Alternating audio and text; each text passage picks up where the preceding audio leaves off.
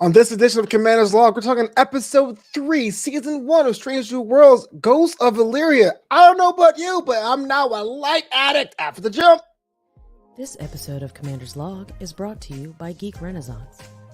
Need that special gift for the nerd in your life? Love supporting small business? Look no further than Geek Renaissance. The artist Sephra makes all items by hand and will boldly go to the final frontier for your unique gift. Head over to geekrenaissance.company.site and use the code FLOBITO, that's FLOBITO, to get 10% off your order. Don't forget to follow, like, and share Geek Renaissance on Facebook, Instagram, and Twitter.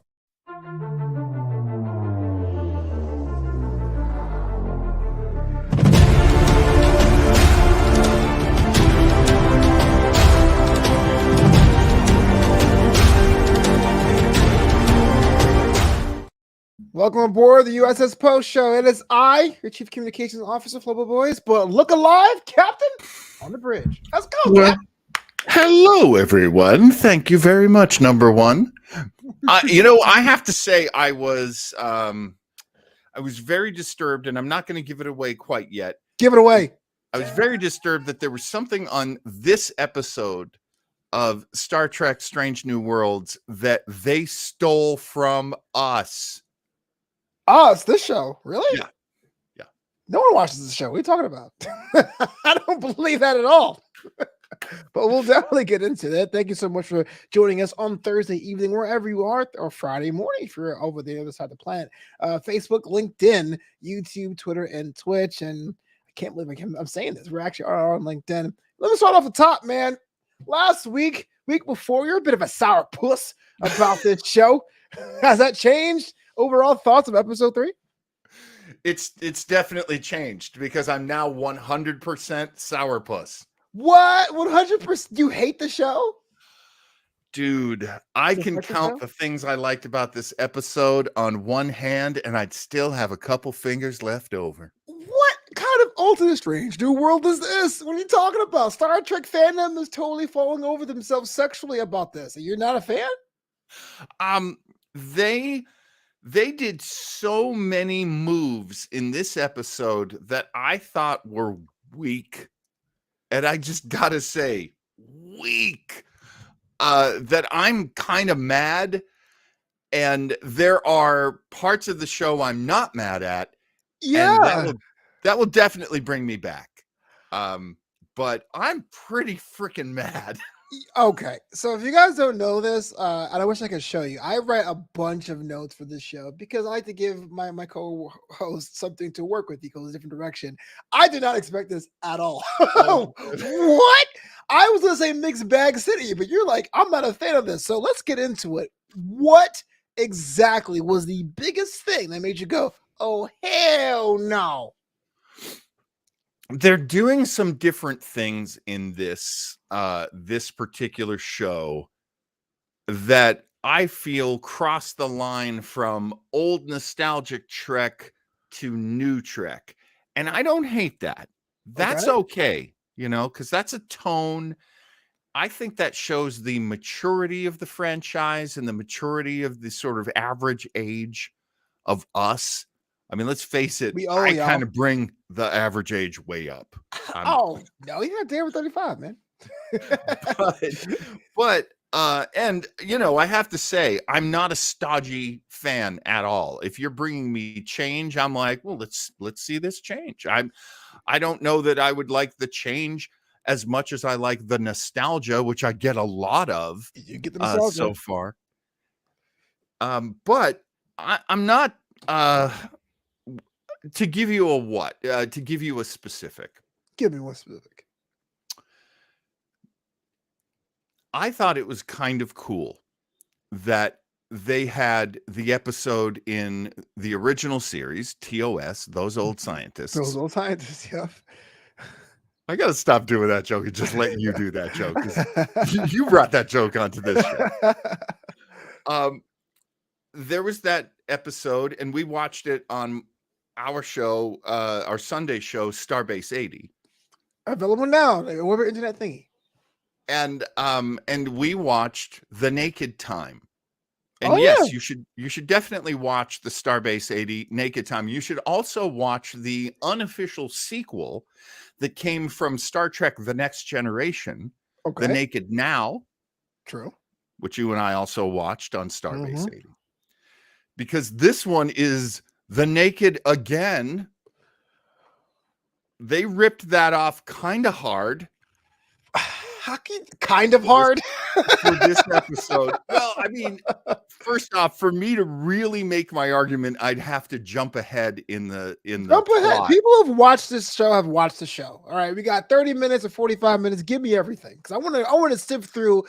People love the show, it seems, outside the Star Trek sphere. I think I'm more of a mixed bag, but my thing is coming from not being able to grow up with the original shows. I don't have the nostalgia factor. But you're a long-term fan is like, I'm not impressed. Patooey. So please tell me why. Tell me why. Give me all the reasons. Okay. There is the moment in this episode. Ghosts of, correct me, Illyria. Illyria. Ghosts of Illyria. And I've only watched it once. And that might, normally I like to watch the episode twice. We've got friends who watch it 3 times if they can before they even start discussing it. I know. It's only been out for like 12 hours, man. I'm not a machine. I mean, the thing for me is you shouldn't have to watch a show 3 times for it to be good. It should be good enough the first time. Craig Lubin agrees with you, actually. Episode should be called Naked Again! Exclamation point for emphasis. And what's up, Craig? Oi, jolly old England. So great to have our guys with us. It's so funny because I had the private chat window. Oh, it's not letting me choose it. Okay, anyway. I can't see what's going on this episode. I can't even wear my headphones. I am so, and I didn't like the episode. So let me get to the one scene where I just basically was ready to throw everything against the wall. Okay. Hammer. Right. Who we think is awesome as viewers. I don't think we've ever seen a moment with Hammer where we weren't like, that guy is pretty cool and he's really on it and he's an expert at what he does. And I love this. Yeah. And he is beaming a piece of the planet's mantle into the transporter room. It just hasn't fully materialized yet. Okay.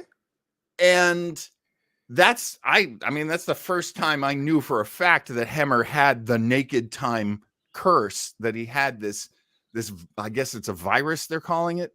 Sure, yeah. and that was like, this is exactly what happened on The Naked Now on TNG, right, where Wesley catches the crazy bug, and now he's using his genius to destroy them in a kind of lighthearted way. Well, as Wesley Crusher, everyone didn't think he'd do anything lighthearted. It's like, shut up, Wesley. But here's a question, though. I don't want to jump in too much in here because I don't want to ruin the train of thought. Sure, but it seems to me, as someone who was not around with the original series or the TNG, that this is great. Everyone would like seeing the parts they're familiar with, the characters they're familiar with homages to that past series. That's the formula people have been asking for, quote unquote. That's what they're getting. It seems like it should be a slam dunk. It seems like, why not be happy we're getting these reboots and remakes, like when they redid the Return of the Mac for their 25-year anniversary. I want to hear something with a little bit of a different redrum. Why not? I gotcha. Yeah, I hear you. Here's what I liked. And hey, Kirsten, here's what I liked in TNG, and I remember a lot of people complaining about it at the time. But it was the first time Star Trek was back at that point for almost 20 years, and it was kind of a big deal. Every move they made, it had to be a good move. And I just remember them bringing back elements that I didn't like, introducing elements I didn't like, and drawing off of things that we didn't love. Now, the fact that the original series had Spock And so here is a half Vulcan, and we know his struggles, and we know that he's like us, but he's so alien to humans at the same time, and he lives in this difficult place. And that's awesome. Mhm. Because in the Next Generation, they created Data, and Data was very much like that too. And that was awesome. In this one, they just bring the problems. They don't bring, I don't think, I haven't seen enough of the good stuff. If you're going to steal from yourself, steal the good stuff. Steal me characters that I feel for. Steal me characters, especially, and I guess I kind of appreciate them not doing this, but we viewers had that feeling of like, I know what it's like to feel like the alien. I know what it's like to feel like the life form Data, who nobody understands. And Mhm. I get that. But the way they introduced that in this was like, wait, what? Mm. And I'm talking specifically about Una, number one, Number one. who I had thought she was going to be perfect. I was afraid that they were just going to make her the perfect one. Okay. And they didn't. And I loved that. She's Oh. as fallible as the captain. She's as real and as you and me as anybody. And now we find out that she is a genetic augment. And we still have that feeling of like, well, you were genetically bioengineered, but you're still like us. So that's cool. I kind of see that, except they already did that with Dr. Bashir on Deep Space Nine. Mm. She has a daughter character in the security chief of Right. Lana. They already did that with Dr. Crusher and Wesley Crusher. They're doing things that, and by the way, at first, I hated Wesley Crusher for a long time. Yeah, you did.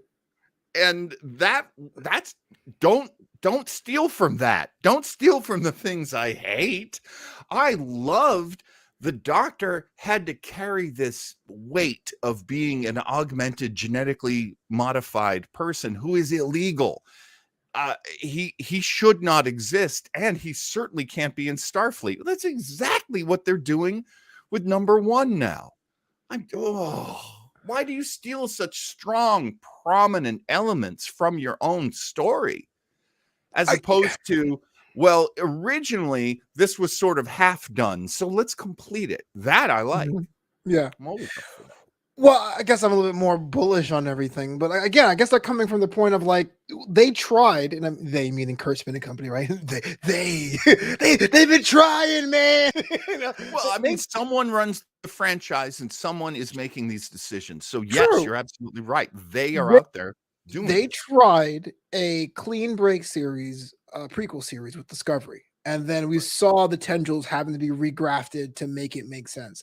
We've seen shows like Lower Decks. They tried to make things that are a comedy thing, but they had to have those original elements into it. I'm not saying that stealing is wrong, because again, I didn't even put two and two together. I was like, wait a minute, that's Bashir. But it's like, I really feel like there is like a concerted effort from the new Trek universe to get some favor from the old Trek fan base. Sure. Like, Yeah. it's like, we got the new fan base, they're fine, I guess. But it's like, I really think this is what it is. This is what Strange New World has to do. They kind of are looking for, it's like the 2005 Mustang. It has to look an old Mustang to get new Mustang fans and old Mustang things on. But like, exactly. Una being to me, being Illyrian isn't a big deal as much as Pike being like, yeah, you know what? I'm down for bureaucracy. Like, that to me was cool. I thought that was a cool scene she had where she burned everything. Of course, the captain's going to say, okay, fine. But I think it was more about Pike's brazenness of being like, look, I want to have these episodes of people who hate Una, and I'll jump in and be a captain. No?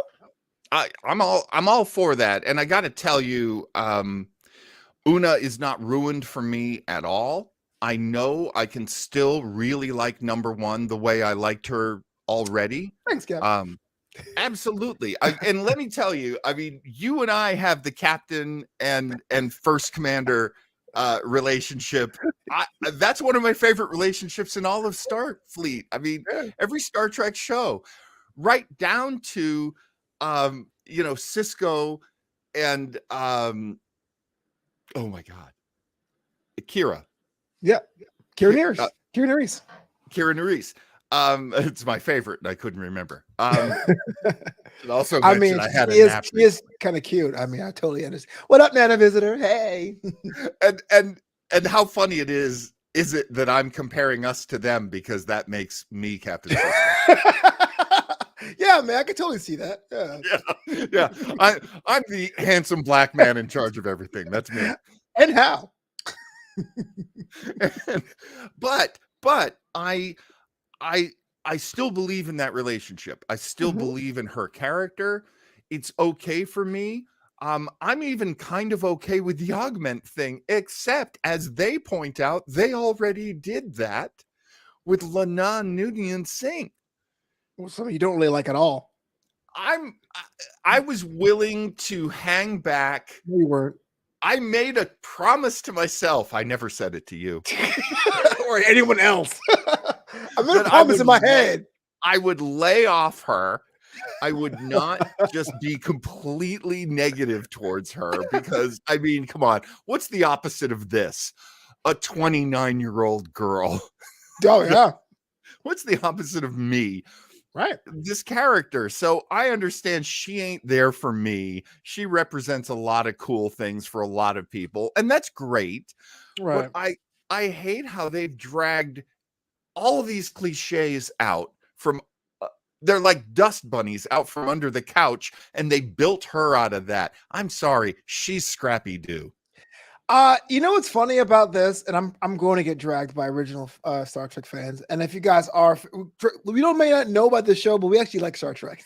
Please don't come at us.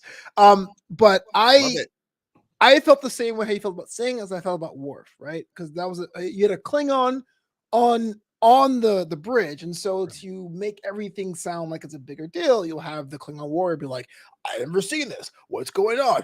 Ow, it hurts." Like, and to me, I was like, this guy's cheap. And I really think that Singh, if not corrected, could be that character where it's like, oh my gosh, it got to her too. Act 3 twist, you know what I mean?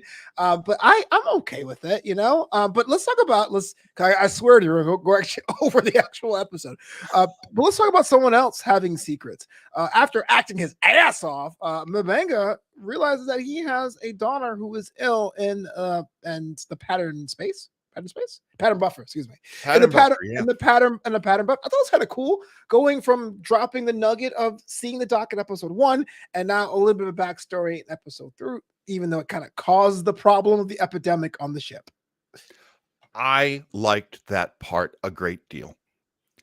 I like Dr. M'Benga a lot. I think this actor is carrying a ton of gravitas and seriousness behind a friendly, good, he's a good person. He's got a good bedside manner, which is not common among Starfleet doctors. Oh, yeah. It's probably one of the nicer Starfleet doctors we've had. And of all the nice ones I can think of, I didn't love Dr. Flock. So anyway. I don't either. I just can't do it. He really, oh my God. Everything about Phlox. We'll do a Phlox episode sometime soon on Starbase. No, we don't have to do that. It's fine.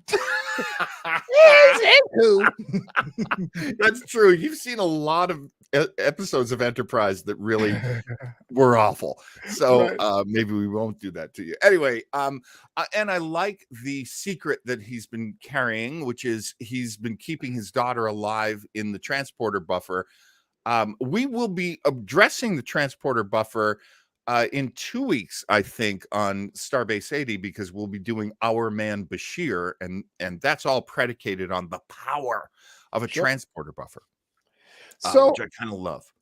What I did like about M'Benga in his arc, it is a moment even before we figure out why the epidemic was happening, when he was talking about how the differences between presidents and he's a physician, which I thought was a very cool, smart way of giving us the reason, the characterization why he became a physician without him saying, I became a doctor because, things change. I thought it was pretty awesome. I think it was pretty clever. I have to give the writers credit for that. But do you think in modern Star Trek, kids aren't necessarily revered? You mentioned Wesley Crusher. We've had a problem with Adira. Do you think the Rukia would be an issue as the series progresses? Well, we do know that the difference between Next Generation, which is about the exploration 5-year mission, a lot less military when it was first introduced anyway. The idea being that you put children on a ship with their parents because their parents are away for so long that it actually creates way too many problems. It's much easier to actually have like living quarters and families on board the ship. It's also very much part of their, hey, we're explorers. We're not, this isn't a battleship that we're taking through the cosmos. We're families, we're a community, we're like, a town. And I always liked that. It never bothered me that they had that. It isn't common during the time that Strange New Worlds takes place, for as far as I know, for ships to have residences and families. So I'm okay with bringing a kid on, and I'm okay. I mean, look, what do we find out from this child being on the ship? Number one, Una has to make a decision. Is she going to bust the doctor, get him kicked out, get him fired, accept his resignation?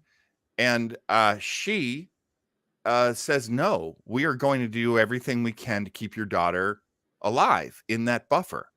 I'm with you on this. Mm-hmm.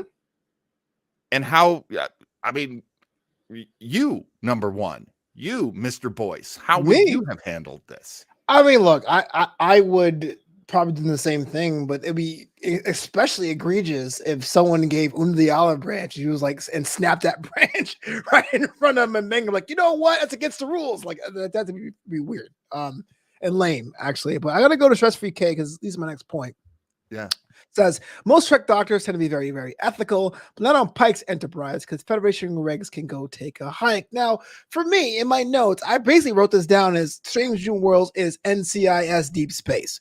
And usually what happens is we have a internal affairs or like a department head or an admiral character, but may end up being a thorn in the side of Pike. It seemed that's the case because everyone seems to be understanding of the rules and regulations, but everyone defies them almost all the time on the ship. There isn't a Picard being like, play that order. It's like, I don't know. We're going to do it. Look, they did it on classic TOS. They did it on classic TNG. And that is sometimes, and that's a very good point. Stress Free Case says Una is paying it forward. Yes, because it mirrors the conversation she had with the captain. And that's beautiful. I love that. The compassion, look, it happened in original Star Treks, TOS and TNG, that we face a problem. Regulations say do one thing. Doing the right thing says do a different thing. Right. And I think that is the story of Star Trek. True. Because ultimately, we're all people, even if some of us are from different planets. Ultimately, we're all sentient beings. We all have feelings and vulnerabilities, and the right thing is not always what's written in that handbook. Right. And I like that. That's classic Trek for me. And that's a way that Strange New Worlds is classic Trek. Right. And I would say I'm still not convinced this is not classic Trek, but I'm also convinced that you're taking this rich tapestry of Star Trek storylines and story elements, and you're ripping them off like crazy in Strange New Worlds. And I'm not loving that.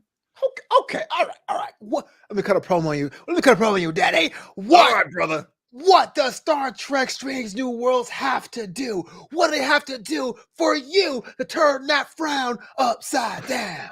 That's a very good promo. Um, I would like us, and I think I think this can happen. Okay. I'd like to say I think it's gonna happen, but I Mhm. don't know. I think it can happen that we can get to a sort of equilibrium and that things are not breaking and then having to be put back together. It's a process. You're starting Okay. a new show. Mhm. You're the doctor isn't perfect. The doctor has a secret. The doctor caused a problem. That's why I like this episode. Okay, yeah.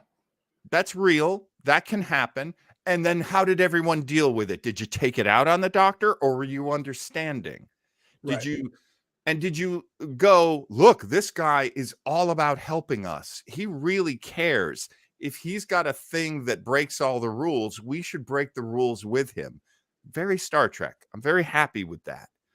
Um, we will get more of a crew / family as Mhm. we go. I don't love that they're starting with the little family right now of Una and La'an. God, even saying it makes me mad. Seeing John mad has been a 10-year thing in the making. This is kind of surreal. Because like someone could cut off John in traffic and be like, oh, I guess I was too slow. But now he's like, no, this show sucks. I'm like, whoa. This show really makes me mad on so Yeah. many levels. It Yeah. really does. And I guess that's good too, because the way I felt a lot with Discovery was, okay, tell your story. Yeah. Okay, go on. Right. And that was great, but you can't always have that. Like you and I talk about Prodigy, watching Prodigy. It's like, ugh, that was Yeah. so dumb. Oh, I don't want to watch this now. Fair. That's fair.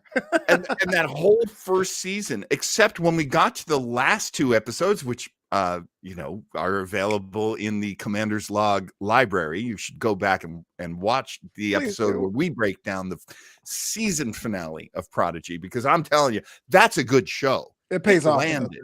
Mm-hmm. And so, yeah, I'm more than happy to give 10 episodes to Strange New World. Honestly, I'll give 10 seasons at this point, Sure. because the thing that I'm not talking about, which also really fits importantly into breaking down this episode, is Spock and Kirk. Spock and Kirk. Well, there is a Kirk. I'm sorry. It's Pike and Spock. Yeah. Because it does take me back to Spock and Kirk. And I love that. And that's going great. I'm totally digging that. No complaints there. We'll get that. Uhura, love her. The nostalgia stuff is working for me. Right. Nostalgia, but not ripping things off. Nostalgia is so different from ripping things off, because when you say, hey, what if I show you Uhura, but I show you more of Uhura than you've ever seen? I'm there. Mm-hmm. I'm there. She sings. She's smart. She's sharp. She's got feelings. I love this Uhura as much as I loved the original Uhura played by Nichelle Nichols. So yeah, you got me. I'm there. We're doing something new with Mr. Kyle on the transporter. Yeah, Kyle's Love him. I love this Kyle. He's fantastic. I'm totally there. So way better than O'Brien. Particles. That's right. I said it. Hot take. Hot take. Let me forget the Spock and Spock. Like I'm saying Kirk too. Sure. Spock and Pike. So put a last button on things. I do agree with you. I think I was okay with the manga story. I was okay with Singh's story and even Una's, but it felt kind of stuffed to have everyone have those reveals on the same episode. But hey, look, you're on the ship. You actually have a pandemic, and that never happened in real life. But you have this story that got stretched. So of course, you give me all the emotional, the family things. Sure. But contrived or not, most of the episodes split Pike and Spock away from the group. Very NCIS Los Angeles. Thoughts about that? Ion storms and all. You got yourself Pike, got yourself Spock, trying to make things happen on the surface of Illyria. Right. And a big part of it is the mystery of Illyria. How did this planet go down? How did everyone die? This is John's favorite part, but Craig Robinson disagrees. Says, does Spock and Pike bring anything to this episode? Unless I missed something. The episode was the same without them. That is a beard tugger, Craig. I disagree, but I want to see what you think, John. Well, we do go to the library, which is a great old Star Trek tradition. Hey, we found a library. Well, Yeah. I'm going to use my power of reading. They never fight strip clubs. Kirk did, but everyone else fights libraries. Like, what the hell? Kirk would somehow get. I need research. Bounce, bounce, bounce, bounce, bounce, bounce. Through the window to the wall. Oh, the old American, old Earth tone, old Earth music. We're bringing back the ATL. It's very instructive.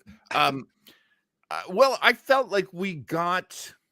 Well, I mean, I don't know about you, Flobo, but when you were watching them on the planet, the ion storm is coming. It's going to be terrible. They're not going to survive it. We've already established these shelters are not very solid. Yeah. And then the, beings made of lightning Yeah. show up. I don't know about you, but as soon as I really thought about it, as the storm got so close and the beings were pounding on the door, trying to break into the shelter, I was like, oh, those are the colonists of the planet, and they're now lightning people, and they're actually going to try to help them. Wow, you're way smarter than I am. Oh, really? I was like, that coming? I didn't see it coming at all. Because if I called lightning people, I would be a genius. I would be captain of the ship, but I'm not. So I'm so glad you did. Stress Free K actually disagrees with Craig Robinson. They say, I don't think they would have figured out the whole Illyrian ghost mystery without Spock and Kirk. Now, there's two reasons why I like the fact that Spock and Pike were separated. Good, it's not just me. I'm doing it now too. Two reasons. From a writing standpoint, it breaks up a lot of the emotional weight because the pandemic on the ship is cool, but it seems like it happens fairly often in lore. But so you have so many of the ticking time bomb there, but it's cool to see what the actual threat is on the planet. I thought it was gonna be another radiation episode, but Ion Storm is different. We get to see what that means. But on the other, I do think there is a concerted effort long term to have Spock and Pike be confidants. I know we teased that with Una in episode 1, but it really is going to be that sub buddy cop. And I know when they need to have a big episode, they're going to basically break these guys off and have a little side quest. So I was on board with that, and it helped with pacing. But yeah, you're right. It wasn't like earth shattering, like, oh, you guys broke the entire mystery because you're in the library. Yeah, I mean, it's it's interesting because, ultimately in the telling of Star Trek, the best friends are Kirk and Spock. So Pike, we know Pike from the episode Menagerie, parts 1 and 2. We know that Spock is incredibly loyal to Pike. And so Pike, I'm sure, is more of a mentor, they're less equals, I'm going to guess. I mean, that's how I would tell the story. We're only 3 episodes in, so I can't tell if they're going to do Best Friends Club or not, which again, I don't hate because that's very much in the tradition of Star Trek. Right. All the series, that there is certain, just pairings or thruples, couples or thruples, maybe 1 or 2 fruples. Quadruples. That makes more sense. Frupple sounds like a snack food. That's fine. That's fine. Now I'm hungry. Great. Yeah. Now I'm hungry. Try to frupples today. Nacho cheese because. I mean, hey man, get a Mexican pizza and a frupple. Good to go. That's topical humor, by the way. Mexican pizza is back at Taco Bell. We're getting paid nothing to tell you this. I know. What do I do? I'm selling out for $0, baby. It's just our friends are so excited. Yeah, they are. But do you ever get the Mexican pizza? I don't think I've been to Taco Bell since I was 24 years old, 25. Like, it's been a while, and I go there for the Baja Blast and the caramel empanadas, and that's it. I pretty much avoid it myself. It's not really one of my restaurants. I mean, out here we got a lot of good Mexican food places that are real, actual Mexican food places. What is your fast food place? If you were homesick in the Replicator and you wanted fast food, what would you pick?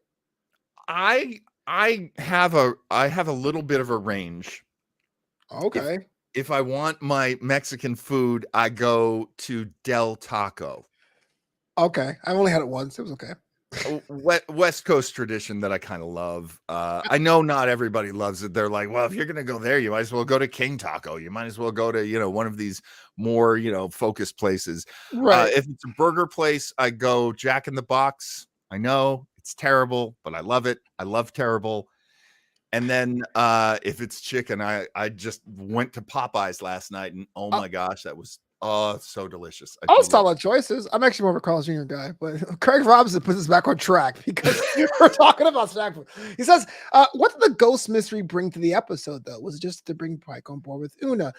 There's two things. One, there's definitely that. There's the idea of, hey, look, Una has this dark secret, and he's not going to bail. But I really think that's like the pattern for understanding the theme of the show. And that is, there is what people have told us during Starfleet and coming across an alien race that would defy expectations, as opposed to having that scene repeat where someone is like attacked or abused and we learn to feel sorry for them.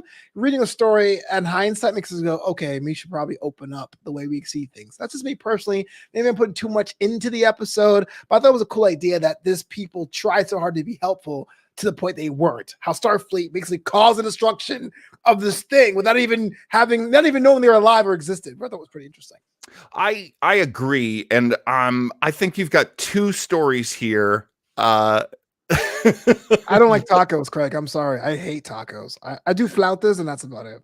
Oh, that's an interesting variation, though. Yeah, I mean, it's very close to a taco flow. Oh, I'll do like taco. What Taco Bell calls taquitos, they're usually flautas because they're flour. I get those. That's it. Like most Mexican food, I just don't. I don't get involved. Oh, I'm that white guy who will get the sizzling fajitas. Oh, low carb Mexican food is great. Once you start adding tortillas and cilantro and stuff, I'm out. Interesting. I ever tell you about the fajitas by the pound place that used to be in New York City? Oh my God. I don't know if Craig remembers that or if any of our New York people remember that. Yeah, let me get a bag of those fajitas over there. Like, are you kidding me?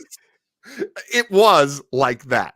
I mean, basically what happened was there was some family owned some Chinese places, and they got another store on the same block as one of their Chinese places.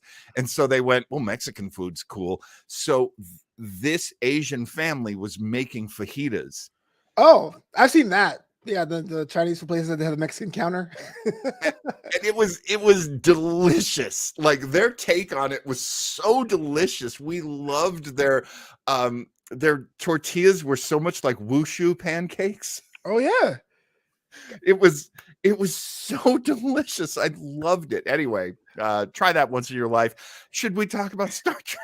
That would totally break a replicator. Can you make me New York style Chinese Mexican food ever? I want Mexican food the way Chinese people made it, because that was delicious. And it was so good.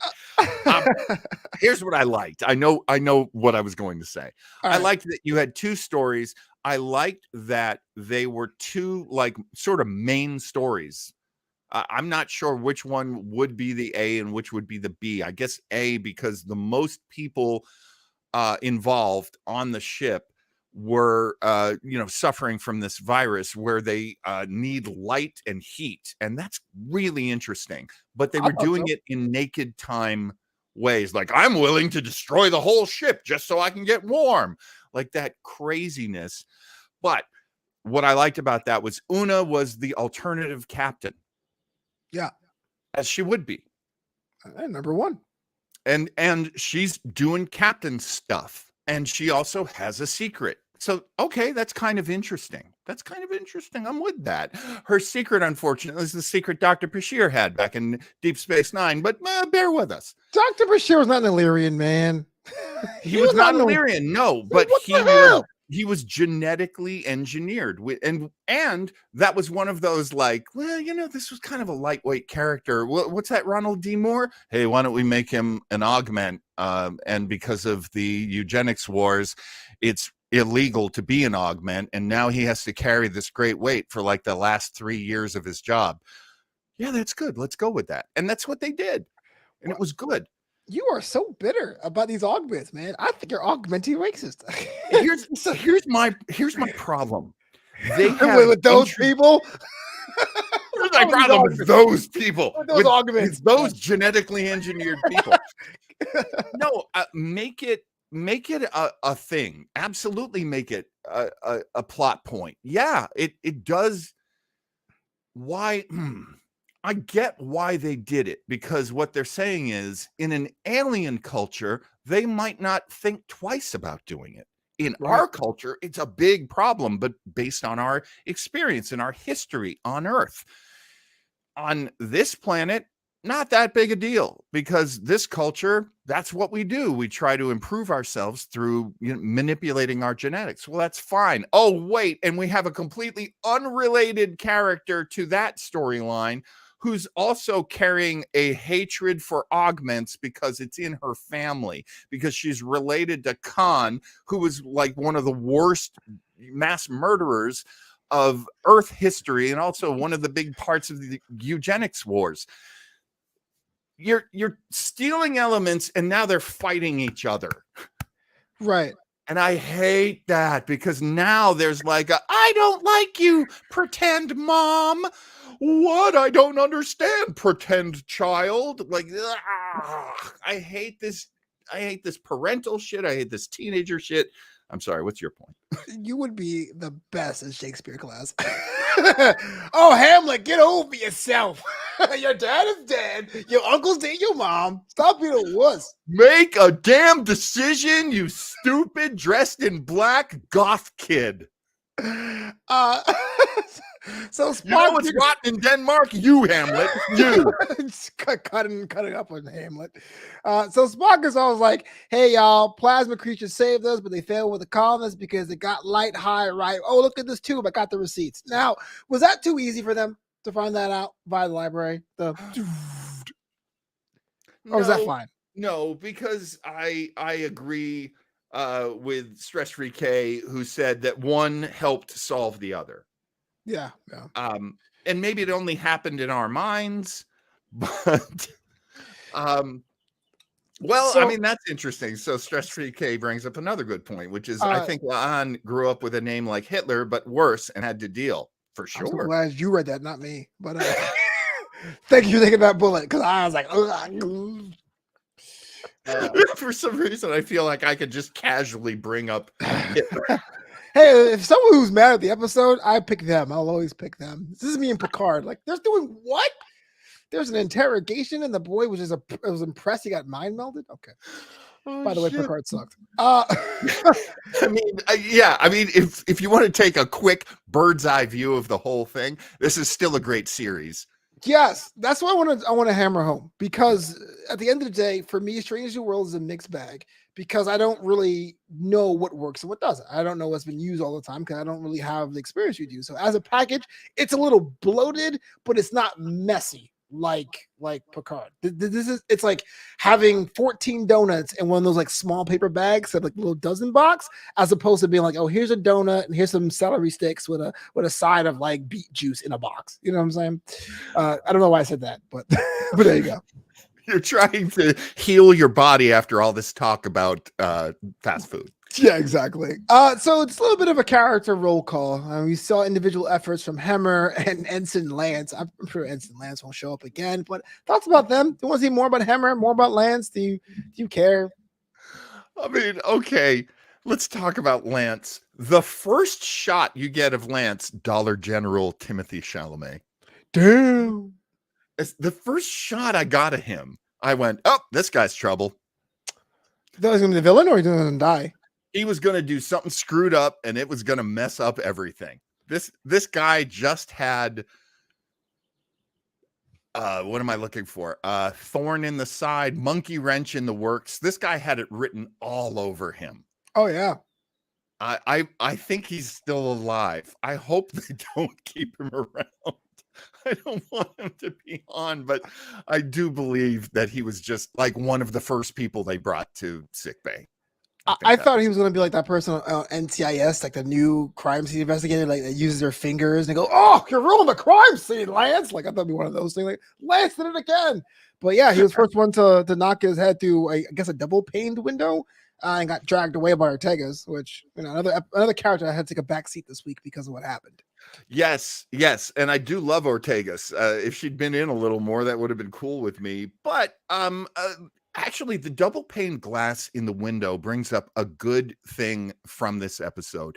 They talk a lot about technical things we know exist, and we think we know how they work, but you've got to keep explaining to me how they work, and that takes us to the biofilter. Okay. Which again gets us back to the biofilter wasn't working properly.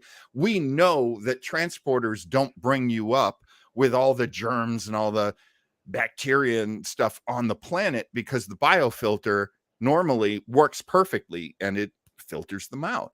Yeah. So there was a lot of stuff like that. Like, he smashes his head through the porthole on the ship, but he doesn't get sucked out because there's like several layers of glass there. Right. So I like stuff like that. There's actually 2 more questions before we get out of here, and I think Craig hits on one of them. He says, do you think Hemmer is too OP with the super spidey senses? OP meaning overpowered. And you do? Well, he's a genius, and he tried to import a mantle into a ship.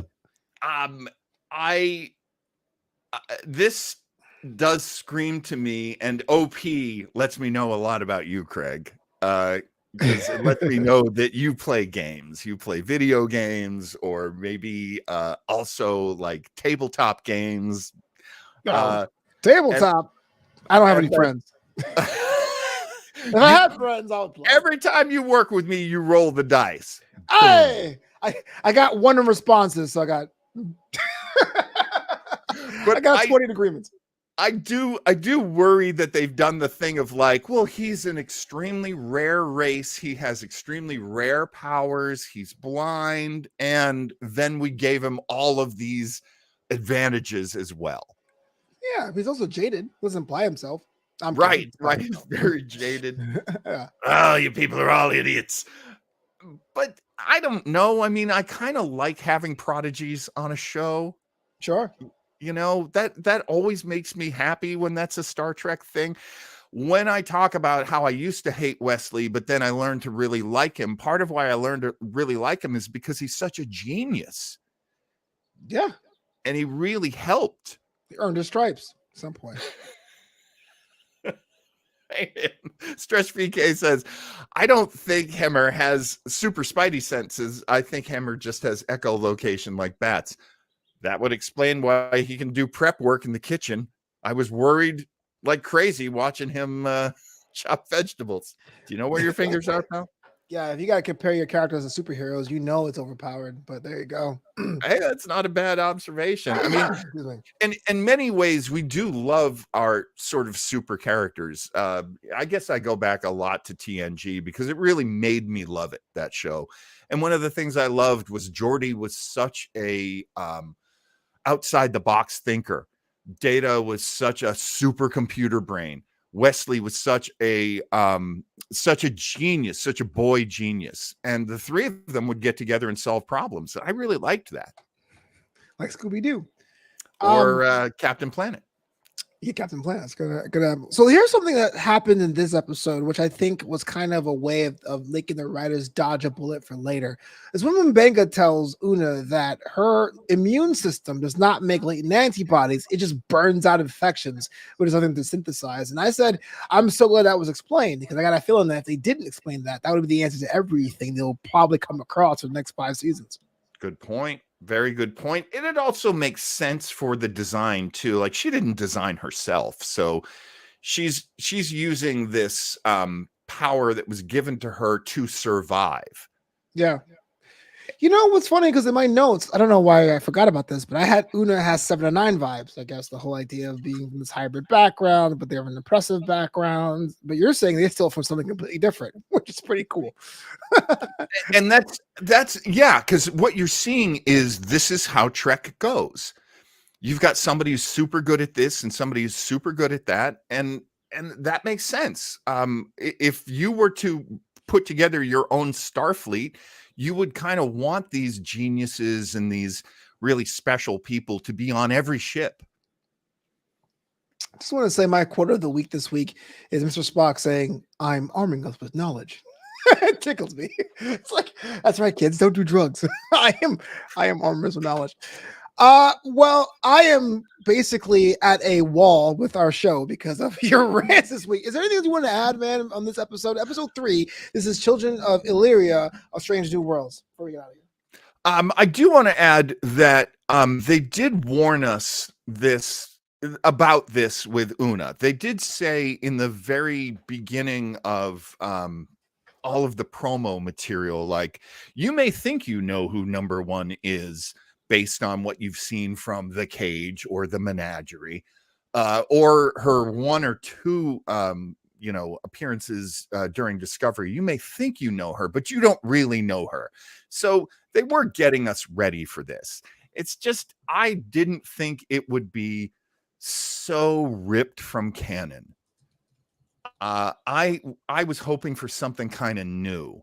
I will get over it because I really like what Rebecca Romaine's doing. I like her vulnerabilities and that she's not perfect.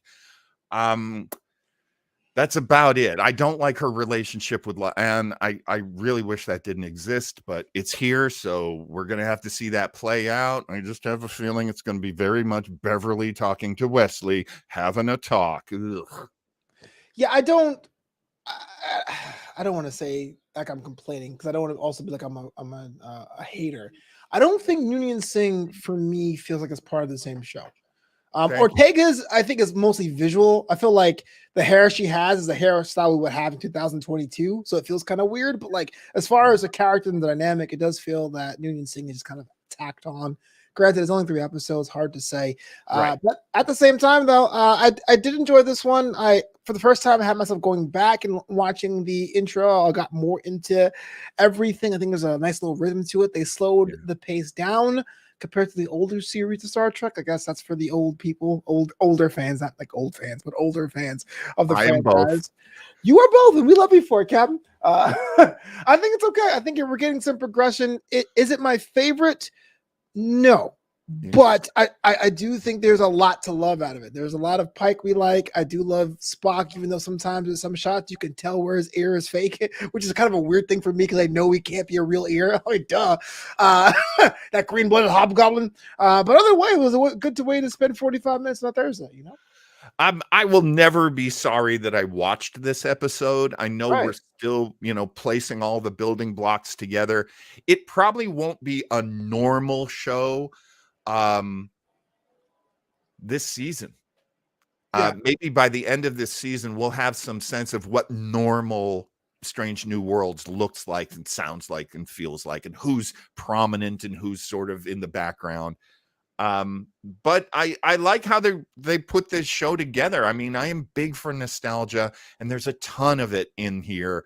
I'm big for the leads. I want the leads to be good. These leads are good. And we'll see what happens with La'an. I'm still willing to kind of be okay with it. Stress Free K says next I want to see Noonien Singh on a Narsicon. I also want to see Mud. Is Mud going to be around? Where's Mud at? Look, we already had a bit of history between Pike and Mud. I fully expect to see Mud on the show. If not Mud, if they use Cyrano Jones, that would also make me happy. Oh, wow. Doesn't take much. Apparently, it's not this. No, I'm just kidding. Captain, always interesting to see your perspective. I really thought going into this series or season 3 of Commander's Log, you'd be like, oh my gosh, Strange New Worlds. But I've been pleasantly surprised that you've been challenging my opinions on this Rinky Dink show. But about time to get out of here. Almost at our hour. If I want to connect with you on the interwebs, how I go about doing that, Mr. Weber? You can go and find a whole bunch of shows that Flobo and I have done together over at Weber Internet Thingy on YouTube. You can also find the Picard Season 2 series that I did with some of our buddies called Picarder. And these are also available on Facebook, which is where old people like me like to hang out. So there's a Facebook page for Starbase 80. There's also a Facebook page for Weber Internet Thingy. Please come by. We'd love to hear from you. Also at Starbase 80 on Twitter. If I had to make merch, what would an internet thingy look like? Is it a box? Is it a Rubik's Cube? What is it? What would an internet thingy look like? Is it a plush toy? That is a really good question. I think I'd go old school and I'd have one of those tabletop like gateway computers with Yeah. like little feet on it. It'd be like a Pixar thing, except it'd be like that really old, like compact computer that you bought at like Available Radio Shack. only in boxes of Quisp. Okay, John, it's been a good time. We got to get out of here, man. Say the words. Live long and prosper, you beautiful, beautiful beings.